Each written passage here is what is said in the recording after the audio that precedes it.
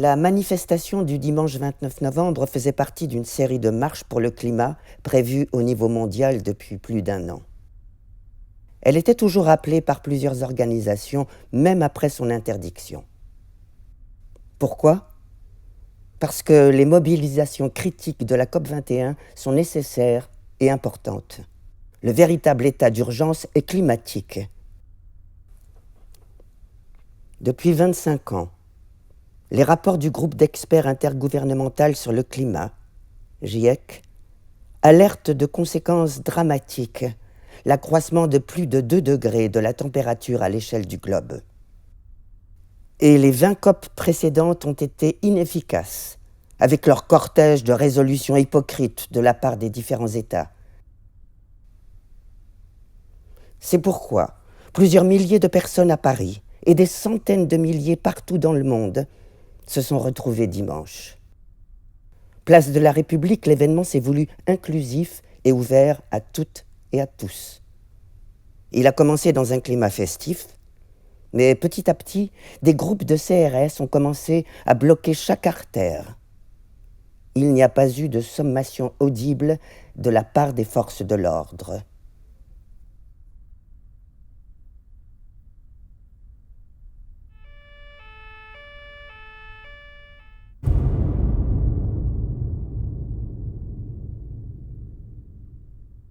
Je ne sais pas comment ça se passe, mais peu à peu les forces de l'ordre réduisent de plus en plus drastiquement l'espace qui nous est accordé. Je me trouve près de la statue commémoriale. En face de moi, un mur d'hommes en armure, immobiles, eux comme moi, face à face. D'autres sont assis à ma droite, par terre. D'un coup, ça brûle très fort les yeux, la gorge, ça arrache. Je perds complètement le sens de mon orientation. Je ne vois presque plus rien, je suis comme ivre. Vite, vite, s'éloigner, trouver un espace sauf. Je suis comme ivre et cherche dans mes poches à tâtons les tubes de sérum Phi pour apaiser mes yeux. 1, 2, 3, ça brûle encore. Je m'assois. Il me faut retrouver mes sens perdus. Je n'ai rien vu venir. Je n'ai pas compris que même dans l'immobilité cela pouvait surgir. Je n'avais pas compris. Peu à peu que notre espace s'est resserré, comme un serpent enserre sa proie, j'ai vu un homme assis par terre se prendre des coups de matraque alors que le mur de violence casquée s'avançait un peu plus. Des gens aux yeux tout rouges, brûlés, encore et toujours plus, à la recherche de citron et sérum Phi pour apaiser leur peine. Un homme dont le téléphone est tombé à terre pendant que le mur avance encore. Il veut le récupérer.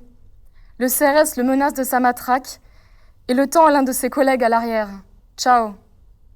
Il ne nous reste maintenant plus beaucoup d'espace dans ce petit coin de place. On est bousculé de part et d'autre par les murs de casquets.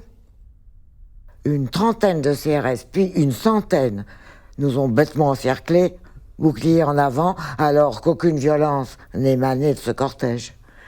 Une chaîne s'est alors créée, j'étais au 3e rang. Les CRS ont récupéré les protestataires un par un, méthodiquement, avec violence, pour remplir un premier bus, sous les huées des militants et d'une foule qui regardait impuissante ces abus. Une fois encerclés, on nous demande texto si on veut se rendre. Alors on se regarde, rigolard, se rendre ? Quelques personnes sortent de la nasse et sont interpellées derrière. À partir de là, tout le monde s'attrape les bras au son de « on sort tous ensemble ou on sort pas ». Peu après, les CRS donnent l'assaut et nous tirent les uns après les autres hors de la nasse, direction le camion prison. Et s'ils résistent un tant soit peu, les CRS les tabassent. Il y a un vieux bonhomme de plus de 70 ans, maigre, les cheveux blancs, qui se fait tabasser par des CRS parce qu'il reculait pas assez vite. Plus tard, il se retrouvera dans ma cellule, incapable de marcher. D'un coup, je mesure la violence policière. Il me soulève par les jambes, attrape mon copain de droite par les cheveux, on se lâche, on se fait prendre. Il me porte jusqu'au panier à salade. Et dès qu'il s'éloigne des caméras et des photographes, celui qui me tient les jambes, il me dit « Il n'y a plus de caméra, ferme ta gueule parce que sinon, moi, je vais te saigner comme un cochon. » Autant de CRS armés dans nos rues, avec tout leur attirail, les robots. C'est eux les casseurs, avec leur matraque et la force répressive qu'ils représentent.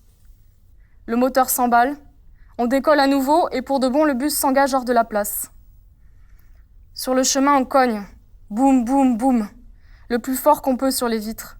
Nous sommes un bon nombre parqués dans quelques bus à attendre là, longtemps, très longtemps dans cette rue.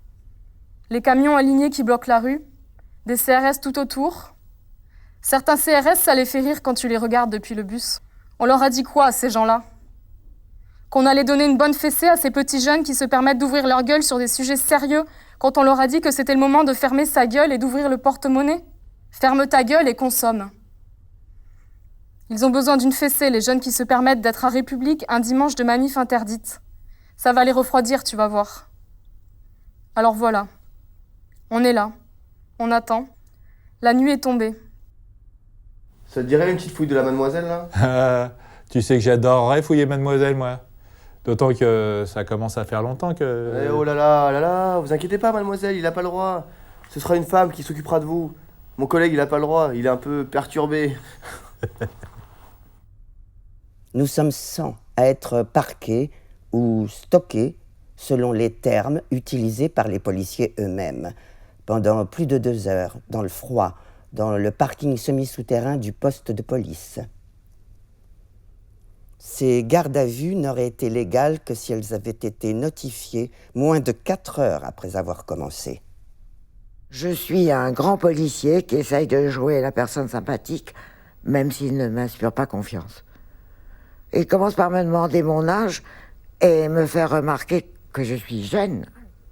Puis, il tente de me faire parler politique, de me faire parler de la manif. Je lui réponds en souriant que je n'ai rien à déclarer. Il me dit qu'on est tous parano, qu'on n'est pas à Guantanamo, qu'ils ne sont pas nazis. La preuve, me dit-il, ils n'ont pas de brassard avec des croix gammées et ne sont pas au garde à vous.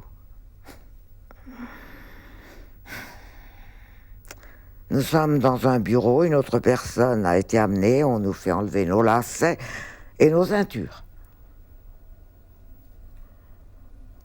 Le policier continue à parler. Il dit qu'il ne faut pas s'inquiéter parce qu'on est sous un gouvernement de gauche. Puis après, remarque que le peuple est plus malheureux sous la gauche que sous la droite. Je ne sais pas trop comment le policier arrive à parler du programme économique des nazis en disant que c'est un programme de gauche et que même les économistes disent que c'est le programme qui a le mieux marché. Il nous dit que ce n'est pas parce qu'il défend leur programme économique qu'il adhère à leur politique. Je peux aller aux toilettes, s'il vous plaît? Bon, ça commence à faire beaucoup, là. Vous avez vos règles ou quoi, madame? Et puis, il y a certains policiers qui prennent un malin plaisir à nous humilier, à nous dire que c'est bien fait pour nous si on est là, qu'on a commis un délit, qu'on a été violent, qu'on a profané le mémorial des victimes du 13 novembre. Ils l'ont vu à la télé, argument imparable, puisque tout le monde sait que la télé, c'est la vérité.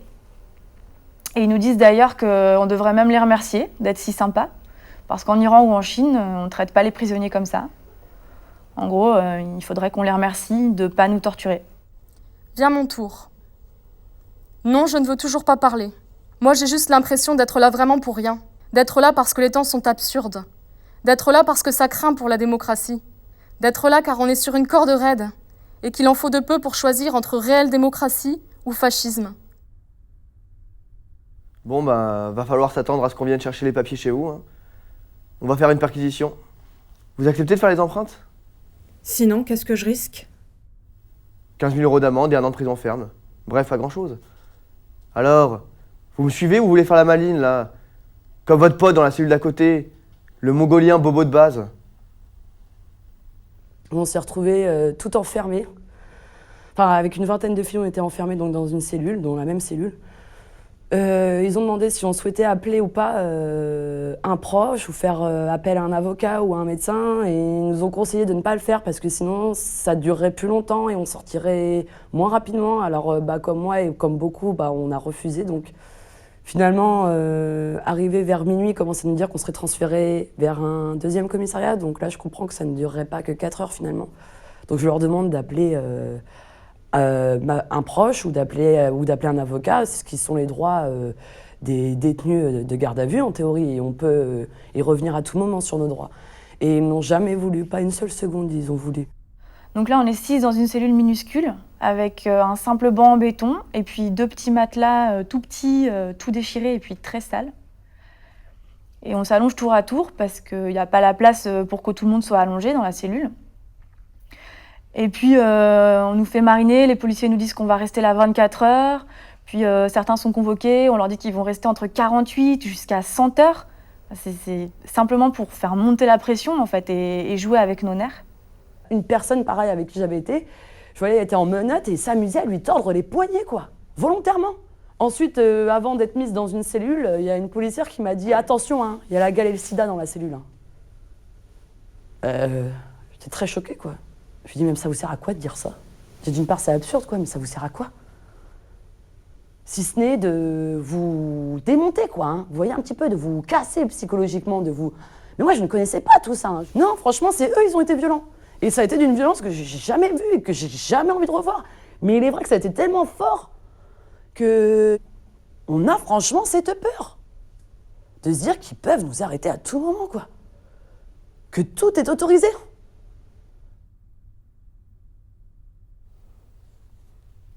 Alors raconte-nous ce que t'as fait. Hein? Il se passe quoi dans ta tête en fait? Je comprends pas. Tu comprends pas quoi? Je te demande pourquoi t'as saccagé les hommages aux victimes des attentats. Non mais vraiment, je comprends pas de quoi Mais t'étais à République ou t'étais pas à République?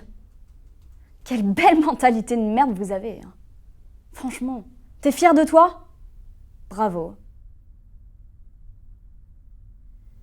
Bon, bah tu vas me retirer tes chaussures et tes lacets.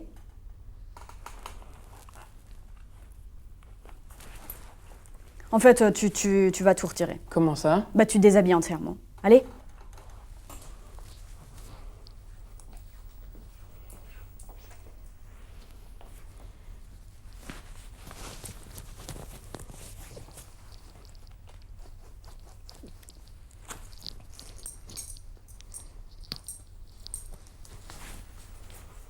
C'est bon? Accroupi. Tourne-toi. Tu écartes les fesses et tu tousses. Bah t'attends quoi là? Vas-y, rhabille-toi. Bon, et en partant, tu nous laisseras tout, ton soutien-gorge et ton écharpe.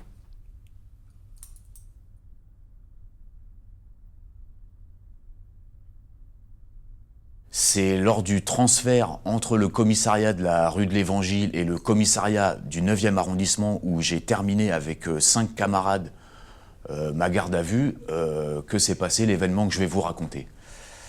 On a quitté à 3 camarades la rue de l'Évangile dans un monospace de police à bord duquel se trouvaient 4 flics et nous 3. Donc on a quitté la rue de l'Évangile, toute sirène hurlante, voilà, pied au plancher. On était un peu désorientés et sur le chemin, on a fait un arrêt dans un endroit que je n'ai pas reconnu. Donc lorsque le véhicule s'est arrêté, la porte coulissante à droite du véhicule s'est ouverte et là on a découvert 3 policiers, un gradé visiblement en chemise blanche et 2 plantons en blouson bleu. Le gradé avait en bandoulière un petit fusil mitrailleur, un gros pistolet automatique, qu'il a pointé dans la bouche du camarade qui se trouvait directement à côté de la porte coulissante, c'est-à-dire assis à droite. Il a donc pointé vers la bouche, à 5-10 cm de la bouche du camarade, le fusil mitrailleur. Et là, il lui a lancé « Alors, t'as peur, ça te fait peur ?» Bon, on était surpris, personne n'a moufté. T'as peur? T'as pas de raison d'avoir peur. C'est pas une arme dangereuse, ça, tu sais. Non, t'as rien à craindre. Les AK-47, ça, c'est dangereux. Mais ça, c'est vraiment du matos de merde. Ah, mais tout ça va bientôt changer, hein, grâce à votre président Hollande, là, grâce à vous. Bientôt, on aura du nouveau matos. Et là, je te prie de croire que ça va défourailler. Hein.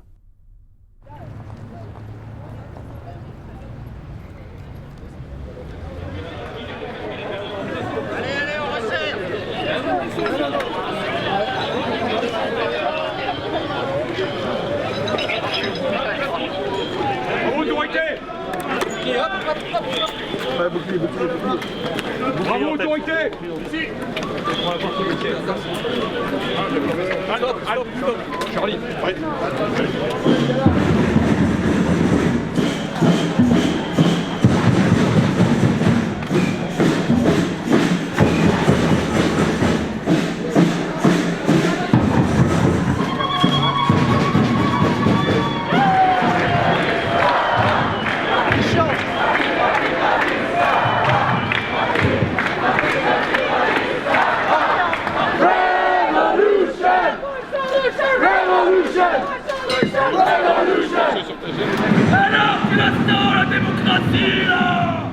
Alors, la police, en France comme dans tous les pays, a une mission qui est à la fois d'ordre public et de sécurité publique. D'ordre public donc par rapport à des manifestations, des événements, de sécurité publique par rapport à la criminalité, la délinquance. C'est ce qui, bien sûr, légitime l'existence de police dans un État. Et il y a quelque chose qui est toujours en discussion chez les sociologues de la police et les criminologues, c'est est-ce que la police est le bras armé de l'État, autrement dit, est-ce qu'elle obéit à ce que le gouvernement lui demande de faire, ou est-ce qu'elle est un État dans l'État, autrement dit, est-ce que son pouvoir discrétionnaire lui permet de faire ce qu'elle veut? En réalité, dans les moments d'orientation répressive des politiques, les deux fonctionnent parfaitement ensemble. C'est-à-dire que plus le gouvernement attend de sa police qu'elle ait une action répressive, fonde leur légitimité sur la question de l'ordre, et plus le pouvoir discrétionnaire des policiers lui permet, paradoxalement, de remplir cette fonction attendue par l'État.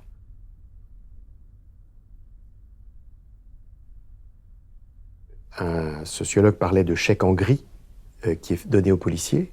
C'est-à-dire que c'est pas tout à fait un chèque en blanc, c'est-à-dire qu'on leur dit pas faites ce que vous voulez, mais on leur dit il y a des choses à faire utilisez les moyens qui vous paraissent les meilleurs sur le terrain. Et donc, comme en plus les policiers ont d'une part relativement peu de supervision, sont très autonomes sur le terrain dans leur travail de patrouille, deuxièmement, sont rarement sanctionnés pour les abus qu'ils peuvent avoir dans leur exercice, et du reste, lorsqu'ils se produisent, sont très souvent défendus par leurs collègues, y compris par des faux témoignages. À chaque fois qu'on se rend compte que la police excède les limites de la loi, au lieu de rappeler la police au droit, on modifie la loi pour qu'elle s'adapte à ces pratiques de police. Et c'est à la fois donner plus de pouvoir à la police et retirer de leurs prérogatives aux juges.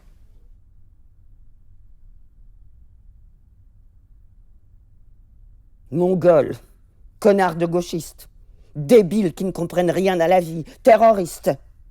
Si vous avez fait ça, vous êtes vraiment des putains d'enculés.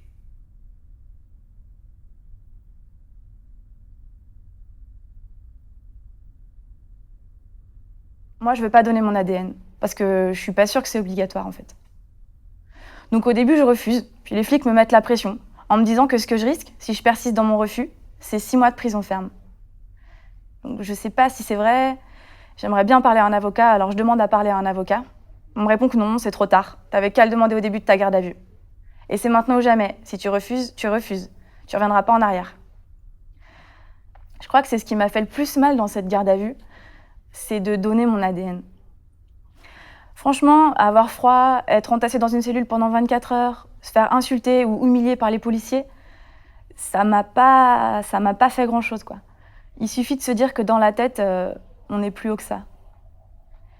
Mais donner mon ADN, ça veut dire t'es fiché, maintenant on te connaît, et on peut te retrouver avec ce qui te définit exactement, ton ADN.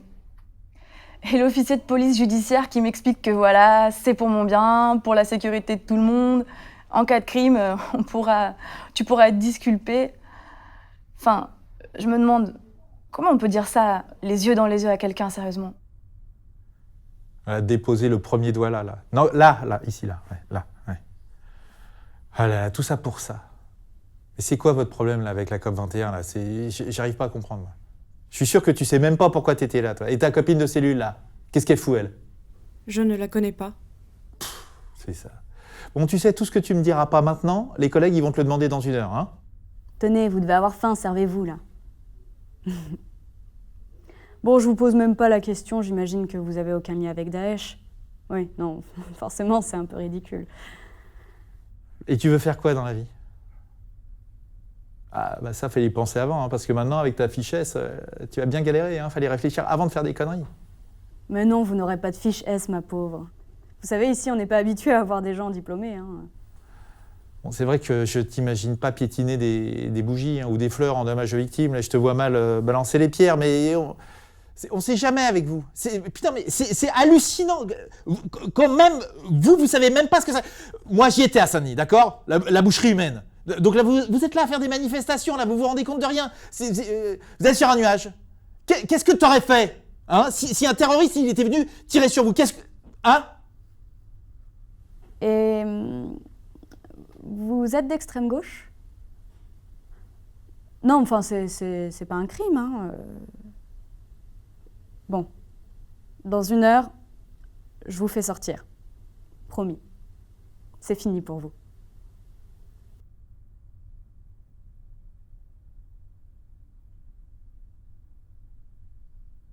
L'histoire de la police française, elle n'a pas commencé le 29 novembre. Elle a commencé il y a des centaines d'années.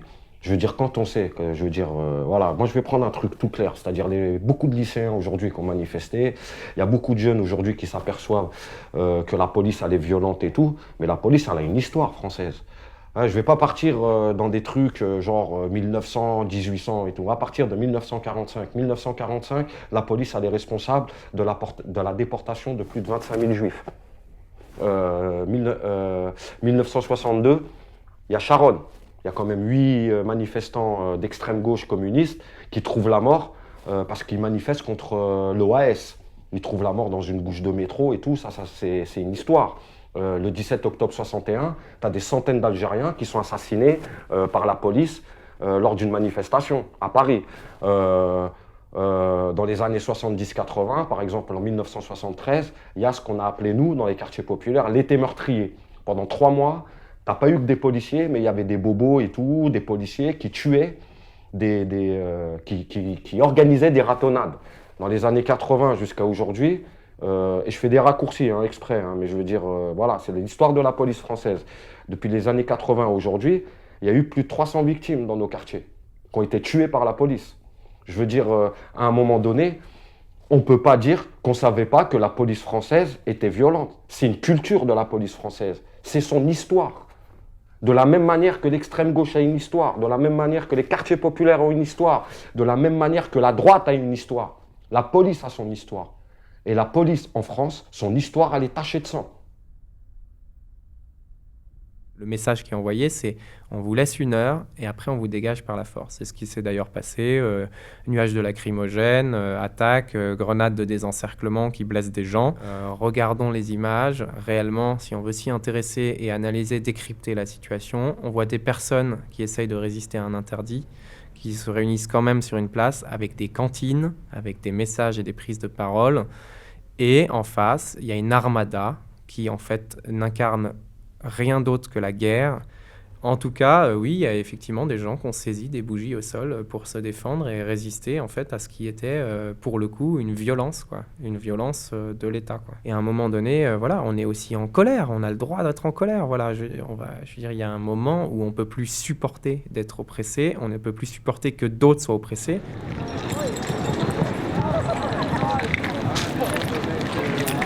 Qu'est-ce qu'on commémore ? Le deuil de la République ou le deuil des gens qui sont morts, quoi. Il y a derrière des gestes qui sont parfois inconscients. Je ne dis pas que les gens qui ont apporté leur bougie là font des choses dans une démarche consciente, mais je dis que ça participe en fait d'une récupération de l'émotion aussi.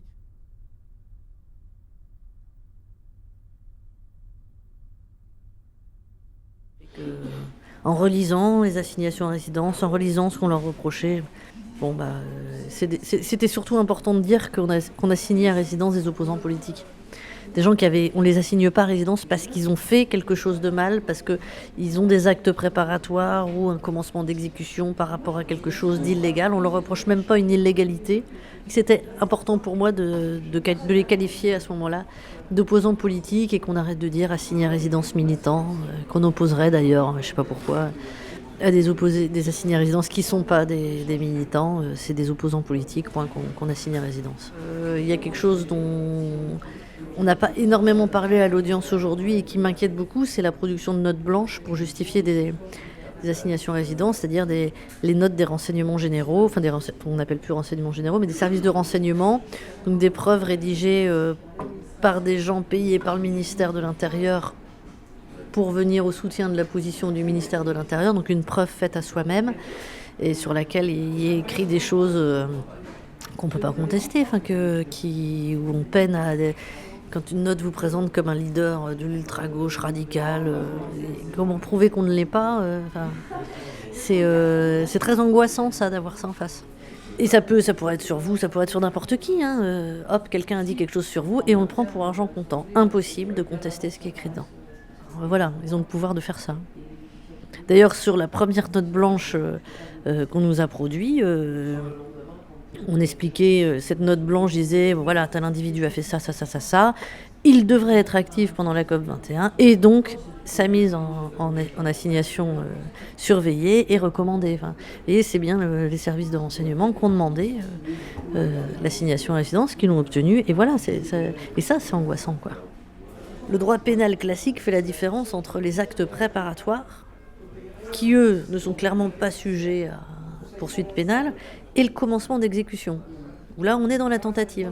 Et la tentative est punissable. Mais il faut bien faire une différence à partir de quand est-ce qu'on est dans les actes préparatoires et à partir de quand on est dans le commencement d'exécution. On peut peut-être imaginer dans quelques années avoir des algorithmes dans les ordinateurs du ministère de la Défense qui, on va rentrer le passé de quelqu'un, quelques informations personnelles, et puis on va essayer de prédire le passage à l'acte, en fait, ce qui a toujours été une aberration pénale, quoi. On a entendu ce matin à la radio le Premier ministre dire ce ne sont pas des militants écologistes. Bon. Est-ce que c'est lui qui doit dire ce que c'est qu'un militant écologiste ? Est-ce que c'est lui qui délivre le brevet de militant écologiste ou pas ? Qu'est-ce que c'est que pour lui qu'un écologiste ? Est-ce que c'est quelqu'un qui va repeindre un mur en verre ou une usine en verre et qui aura son brevet de greenwashing et qui va abonder dans le sens du gouvernement à chaque fois qu'il y aura une petite réformette dans ce sens-là ? Ou est-ce que c'est quelqu'un qui par son écologisme, va finir par remettre complètement en question le fondement de la société capitaliste et industrielle, c'est-à-dire la présence même de l'usine et de tout ce qu'elle a induit dans notre monde. Où est la limite, selon lui, entre ces deux écolos-là, quoi ? Pourquoi il y en aurait un écolo et pas l'autre ?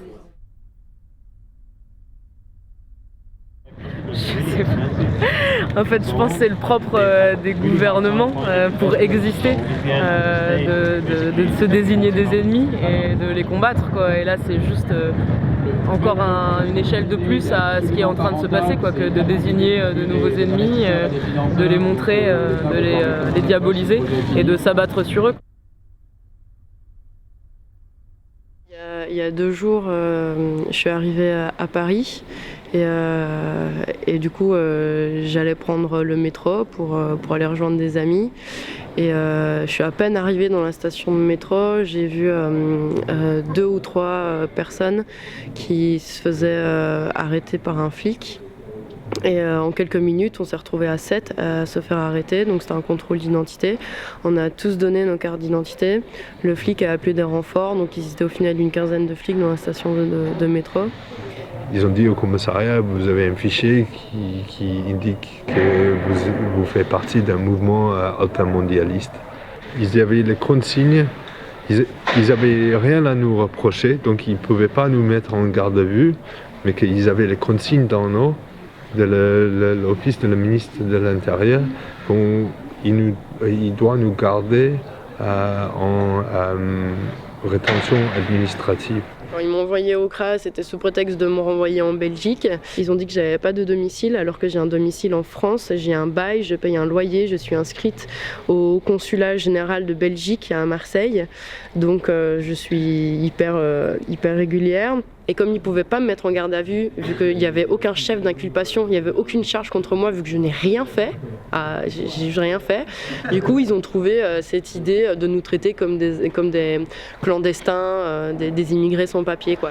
Du coup, ils m'ont appris que j'avais une fiche S. Et en fait, j'ai été libérée ce matin parce que la manifestation, c'était hier soir. Je suis d'origine britannique. Selon l'ordre de quitter le territoire français, j'ai 7 jours à partir de mon propre gré, de mon propre moyen.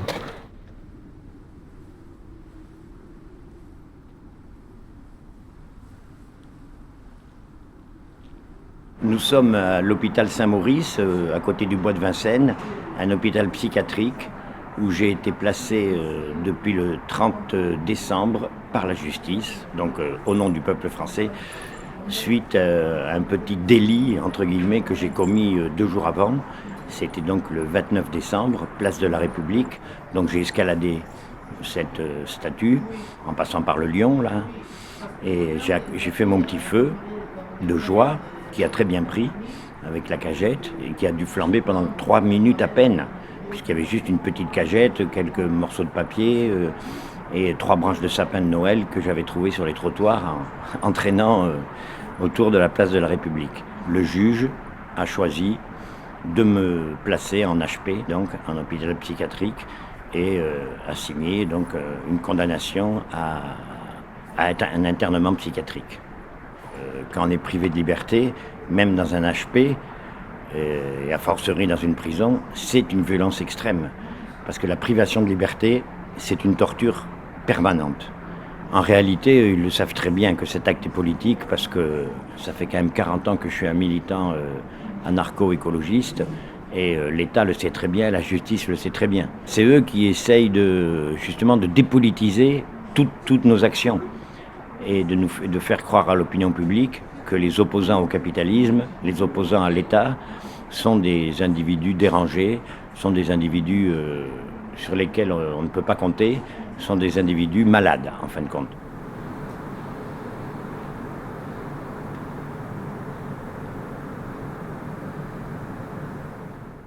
Le terrorisme n'est pas défini aujourd'hui.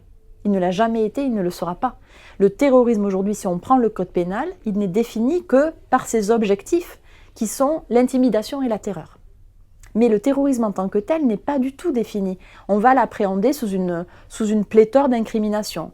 Par exemple, ça va être association de malfaiteurs, qui est un délit de droit commun, et on va rajouter en lien avec une entreprise terroriste. Il n'y a plus de mobile politique. On considère aussi, il n'y a jamais eu, vous savez, de statut de prisonnier politique en France. Il y a toujours eu des mobilisations pour l'obtenir, ça n'a jamais marché. Mais si vous étiez considéré comme un politique, vous pouviez avoir par exemple un régime spécial en prison, qui vous permettrait d'être entre vous, de lire des journaux politiques, etc. Tout ça, c'est fini. Depuis 1981, on considère qu'il n'y a, en gros, que des criminels, des délinquants ou des terroristes. Les politiques ont disparu de l'appareil répressif. En tout cas, ils n'existent plus, ne sont plus considérés comme existants. Et donc, toute violence va être considérée comme une violence criminelle ou délinquante. Elle ne sera plus une violence politique. Bas d'interdit, il faut traiter tout le monde en droit commun. Tout le monde de la même manière, quel que soit le crime. Gisèle Halimi, par exemple, va dire on doit traiter le terroriste comme un bandit. Si bien que c'est à partir de là qu'on considère qu'il n'y a qu'une catégorie de justiciables qui se divise en deux, les délinquants et les criminels. Voilà. Et donc, il y a une dépolitisation à partir de là. C'est à partir de la suppression de la Cour de sûreté de l'État, qui est une bonne chose, ça va dans le mouvement pour les libertés publiques, l'abolition de la peine de mort, mais ça a des effets de dépolitisation de l'activisme. Alors comme ça, vous êtes des écolos. Vous manifestez pour défendre la planète. Les vrais écolos, c'est nous. C'est nous les vrais écolos. Moi, je suis un vrai écolo. Moi, je défends la planète. Comment ? En arrêtant d'acheter du pétrole aux Arabes, tiens. Alors vous dites que vous êtes des écolos, mais vous serez les premiers à nous faire chier quand les Arabes ils vont crever de faim parce qu'on arrêtera de leur acheter du pétrole. Alors que nous, on n'en a rien à foutre que les Arabes ils crèvent de faim. Tu comprends ? C'est pour ça que c'est nous les vrais écolos. La substance de l'état d'urgence, c'est de faire peur, d'essayer d'empêcher les gens de revendiquer, d'empêcher les gens de manifester. Je pense que l'état d'urgence permet justement à la créativité policière de s'exprimer. Dans les années 90, il y a eu la création de la politique de la ville. Les gens aujourd'hui ils croient que la politique de la ville, elle a été créée pour nous. Non, elle a été créée pour étouffer toute parole autonome et collective qui sortait de ces quartiers-là. En 2005, c'était une action politique. C'était des émeutes politiques, c'était une révolte. C'est des gens qu'on avait marre, c'est des jeunes qu'on avait marre des violences policières. Ziad Ebouna, ça a été la goutte d'eau qui fait déborder le vase. Avant Ziad Ebouna, il y a eu beaucoup de morts déjà. Il y a eu des émeutes. Et les émeutes, c'est politique. À partir du moment où tu mets la cagoule, à partir du moment où tu descends dans la rue pour t'affronter avec la police, c'est parce qu'il y a des injustices en amont. Ça, c'est politique. Il s'agit bien plutôt d'un contrôle qui est opérer sur ces populations, une manière de leur rappeler leur place dans la société. Autrement dit, on se déplace d'une action qui vise à défendre l'ordre public à une action qui, de fait, défend un certain ordre social. Quand la police a tué un jeune dans un quartier, il faut savoir que derrière, il y a tout un appareillage qui se met en place. Il y a déjà la stratégie de la criminalisation. L'art est la manière de criminaliser tout un quartier.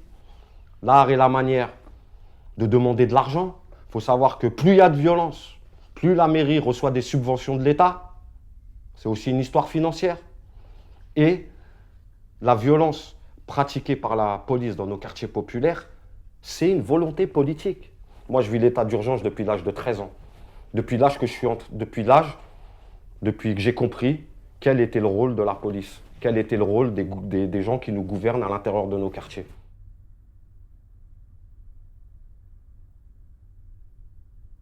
Il y a des gens qui ont été très choqués au moment de la COP en 2015 qu'on utilise un arsenal qui était en principe destiné à la lutte contre le terrorisme, contre par exemple des militants écologistes. Ça commence à remonter un certain nombre d'années déjà, cette évolution de la notion de terrorisme, notamment au milieu des années 80, où on a introduit une dimension subjective.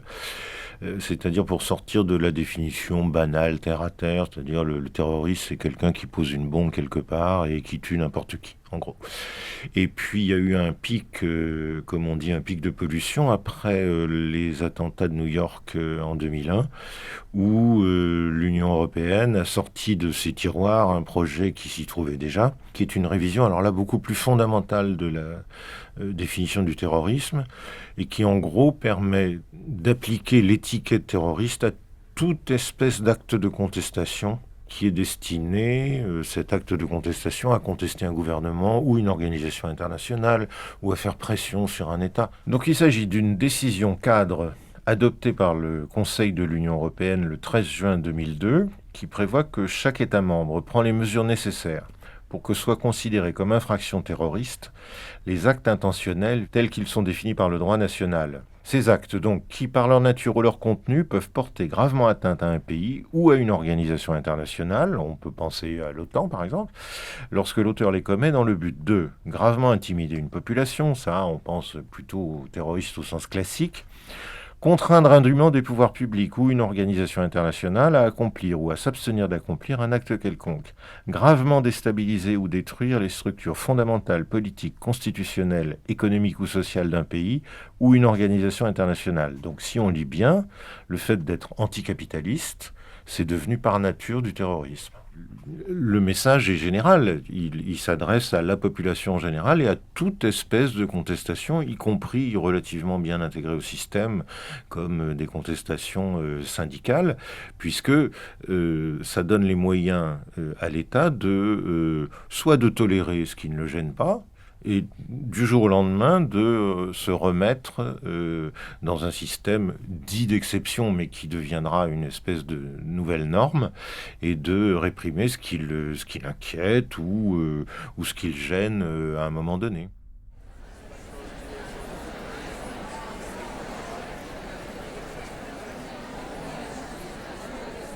Quel lien entre cette lutte antiterroriste et l'encadrement, voire dans certains cas la répression des mouvements sociaux au sens large? On l'a vu très fortement avec la coalition Climat 21, puisque nous organisions un ensemble de mobilisations durant cette COP, que nous avons imaginé évidemment reformuler suite aux attaques du 13 novembre, mais qu'on nous a expliqué qu'il allait falloir tout bonnement qu'on annule, et que désormais, vivant en état d'urgence, nous ne pourrions plus nous mobiliser massivement dans l'espace public, ce qui revenait finalement à nous dire que nos voix, qui sont des voix critiques, qui sont des voix multiples, ne pourraient pas être entendues dans cet espace public durant le sommet de la COP 21, et que finalement l'arsenal des forces de police serait réservé à la protection des chefs d'État, des personnes accréditées dans l'enceinte officielle de la COP 21.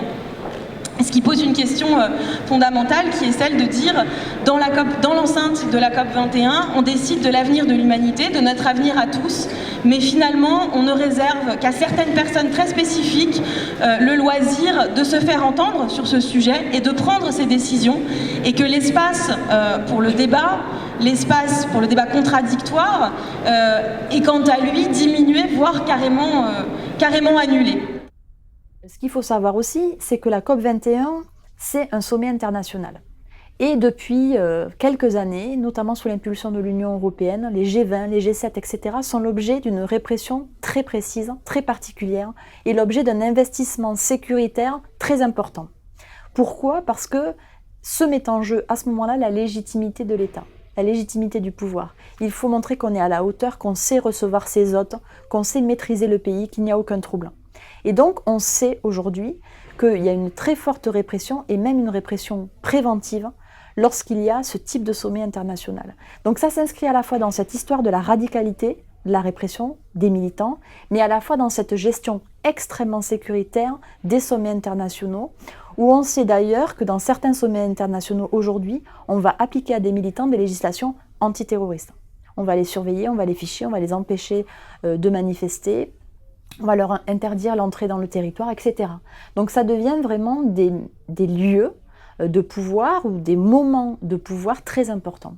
Et je sais que les gouvernements, les États hésitent toujours soit à montrer ce type d'événement, c'est-à-dire à l'installer dans des villes comme à Paris, etc., soit à les reculer, c'est-à-dire à les mettre à l'ombre pour pas qu'ils soient visibles, pour pas qu'il y ait des manifestations justement. Mais en réalité, ils ont besoin de visibiliser leur action, que ça soit visible, et donc ils essaient de les mettre en cœur de ville, mais de réprimer autour.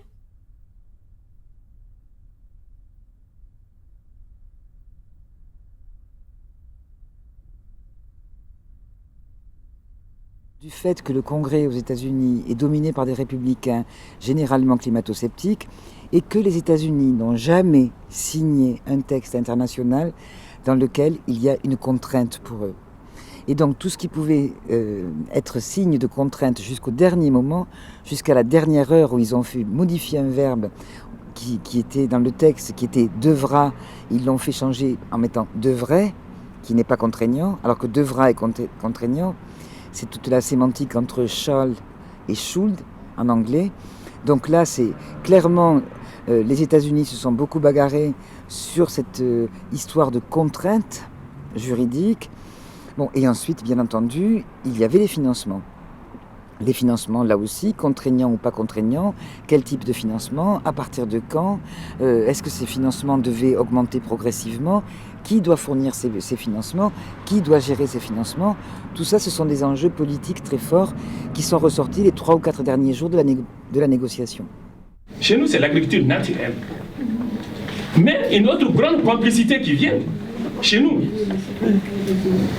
les produits chimiques, les intrants. On a une seule zone de chez nous. C'est une zone où ils ont dit, vous allez faire du monoculture. Vous allez faire du monoculture. Les gens qui ont commencé à faire ces monocultures, ils ont travaillé, on a constaté sur ces terres, pendant 20 ans, aujourd'hui, ces terres ne sont plus praticables. C'est les seules terres qui n'ont pas de ressources, mais c'est ces terres qui ne sont plus praticables. Donc, tous les intrants qu'ils utilisent sur nos terres, ils tuent complètement nos sols. Et de l'autre côté, c'est l'extraction minière. Et dans cette zone qui font l'extraction minière, tu vois que le peuple est malade. Ils n'ont même pas de route, ils n'ont même pas d'eau à boire, et ils sont considérés comme des ennemis. Et ils sont là, ils sont toujours armés. Bon, en ce sens, si on prend uniquement les États, c'est un accord universel.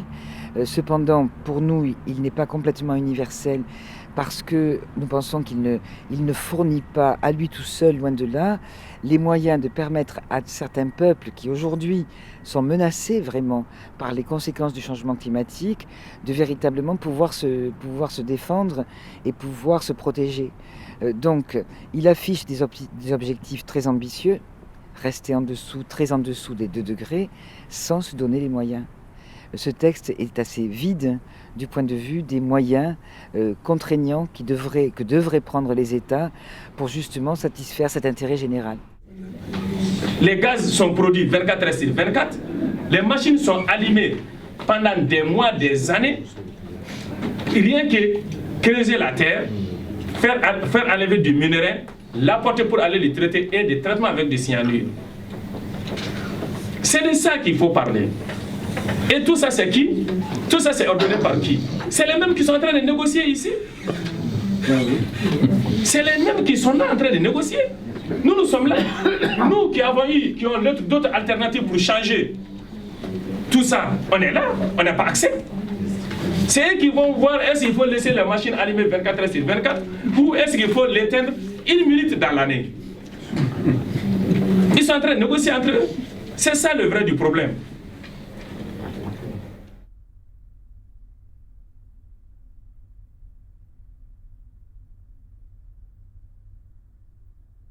So that they in the United States can continue killing our people! Our babies are dying! They can't even breathe the air! We need to fight back! We are the front lines! We are the red lines! And we will protect our bloodlines! Yeah!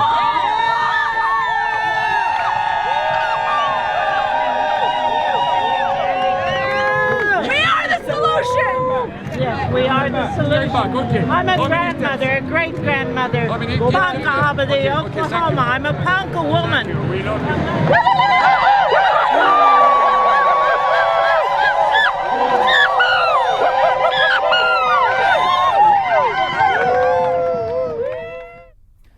Quand on fait partie d'un collectif, on se sent fort, on se sent inatteignable, intouchable. On est ensemble et c'est ça qui fait notre force. On n'imagine pas en fait qu'on peut devenir une cible potentielle, particulière de la police ou du pouvoir, quoi. Le problème, c'est que les conséquences, elles peuvent être assez lourdes. Le clivage entre les pacifistes et les violents dans la lutte, il peut nourrir cette illusion que quand on est pacifiste, on n'aura jamais la violence en retour. On se dit qu'on ne va pas se défendre face à des policiers armés, etc. Le but de cette répression qui touche largement et des personnes qui peut-être venaient là pour la première fois, qui se mobilisaient pour la première fois sur une manifestation revendicative par rapport à l'écologie, par rapport à l'environnement, etc. Après avoir vécu quelque chose d'aussi fort, c'est vrai que la réaction, c'est de se dire j'y retournerai pas, quoi.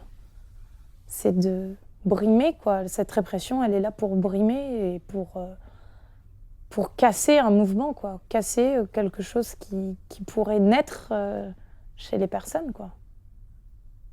Casser cette envie de révolte, cette envie de se battre. On peut s'imaginer aussi que les effets négatifs d'un événement choquant vont s'estomper avec le temps. C'est naturel, on y pense sur le moment, et puis bon, peut-être qu'avec le temps, ça ira mieux. Sauf que ça peut être très long, et ça peut engranger beaucoup de souffrance. En fait, on ne le sait pas au départ. On ne peut pas le savoir au départ, si l'événement, il va être traumatisant ou pas. Ça peut être simplement d'en parler tout le temps, ou d'avoir ça en tête, de faire des cauchemars, de se sentir angoissé quand on voit des flics, quand on se retrouve dans une foule, le moindre pétard qui explose. Si on veut dépasser le statut de victime, il faut pouvoir traiter nos angoisses, traiter ce traumatisme. Ce n'est pas l'effacer, c'est le traiter. De participer, en fait, participer à la lutte, ça peut se faire de tas de façons différentes. Et pouvoir proposer un lieu où les personnes pourront se ressourcer, être entendues, être dans un cadre bienveillant, eh ben, c'est une forme de solidarité avec les luttes qui est vachement important.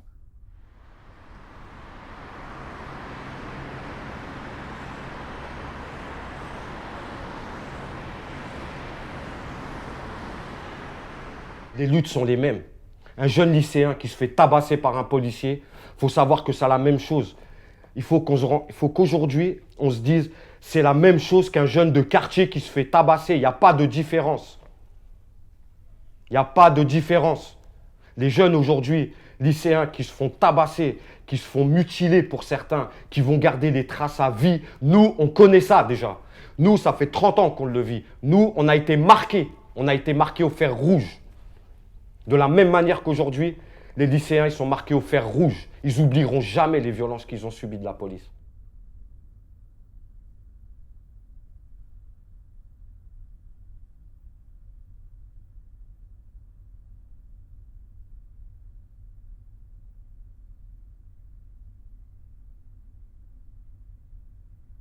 On est dans le symbolique, ce qui a des limites très fortes, mais en même temps, l'État est très attaché au symbole aussi. Et je pense que c'est pour ça qu'ils ont tendance à surdimensionner la réponse, et y compris la violence de la réponse. Et là, les attentats sont venus leur faciliter les choses, parce que ils veulent donner une image de maîtrise du monde qui est fausse, et à propos du climat, et à propos du maintien de l'ordre.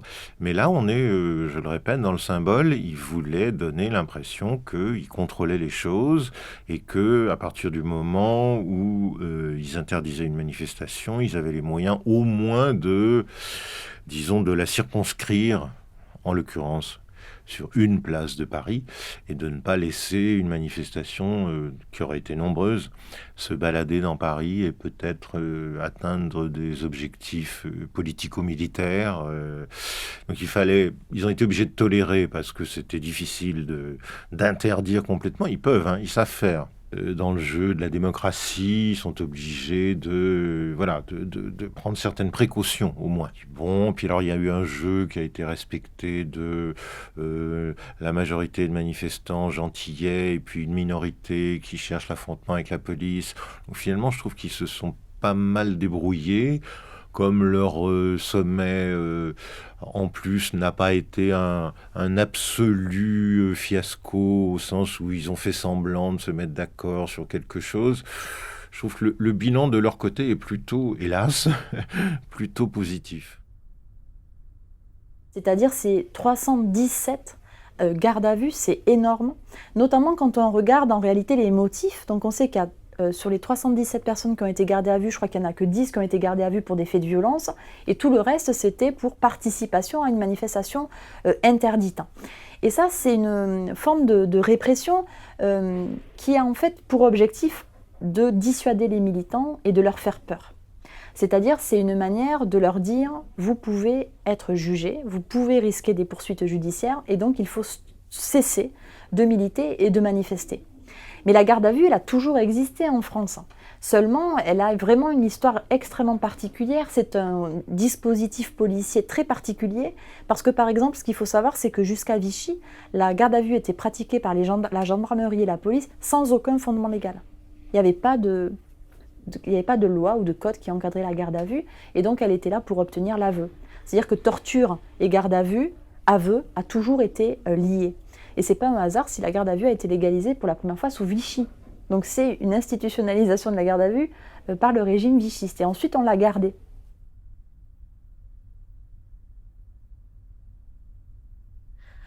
Ce qui est amusant, c'est que nous avions le même profil. On a tous demandé un médecin, un avocat.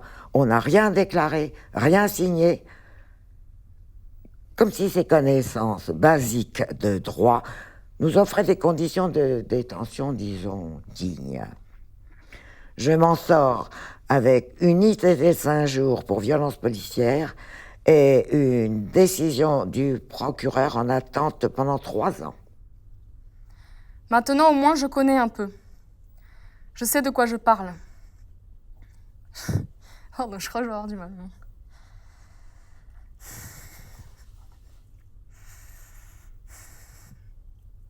Je suis désolée.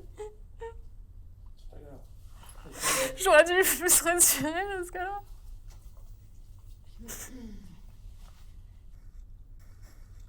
J'ai vu des choses qui ne s'effaceront pas.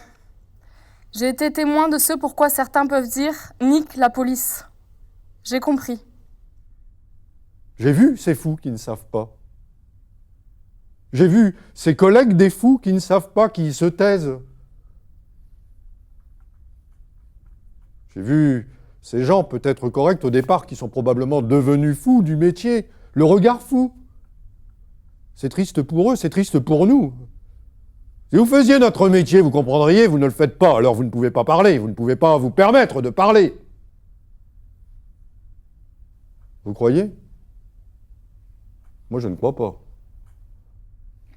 La garde à vue, je pense que soit elle te brise, soit elle te radicalise. Moi-même, j'en sors plus radicale, mais au sens noble du terme, hein, sur mes convictions anticapitalistes ou écologistes. D'un jeune engagé dans la lutte pour le futur, me voilà en une nuit transformé en un jeune militant. D'un partisan du vote utile, me voilà transformé en partisan du vote blanc et de l'abstention. En frappant aveuglément dans la masse d'une jeunesse venue exprimer son inquiétude, tout ce que le gouvernement aura gagné, c'est d'antagoniser cette jeunesse contre lui. C'est long, très long. À ne rien faire, à être menotté.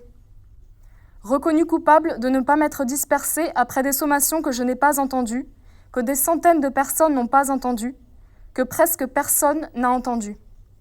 Reconnu coupable pour les 2 chefs d'inculpation et condamné à verser 1 000 € d'amende.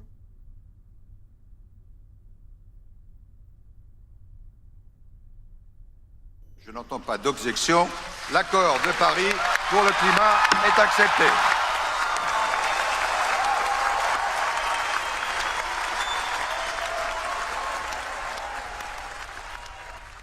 La garde à vue n'a aucun autre but que l'humiliation. C'est un espace-temps qui vise à retirer toute dignité aux personnes arrêtées. Il y aura toujours des individus qui répliqueront à cela, comme l'ont fait beaucoup des policiers, que la garde à vue n'est pas faite pour être un moment sympathique, qu'on est là pour nous apprendre la vie. Nous sommes écœurés par l'opportunisme de ce gouvernement qui instrumentalise la mort des victimes du 13 novembre pour nous faire taire. L'Assemblée plénière exulte. L'instant est historique. Pour la première fois, 195 pays viennent de valider à l'unanimité un accord contre le réchauffement climatique.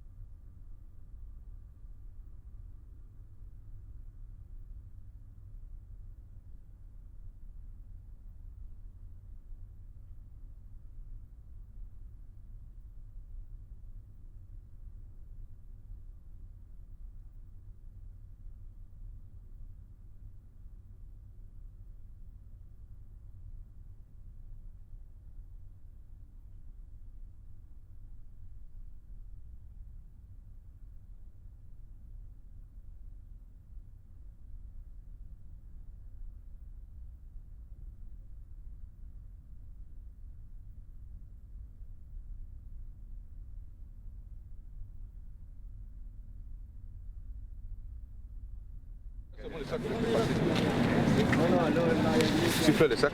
Le sac, s'il vous plaît. Allez-y. Les sacs.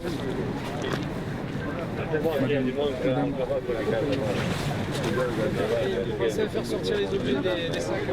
C'est négatif. Vous pouvez ouvrir la veste, le gilet, s'il vous plaît, madame.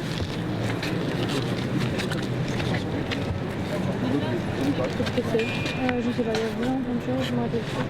Faut juste que je regarde. Mesdames, à droite, s'il vous plaît. Des gants, un appareil photo.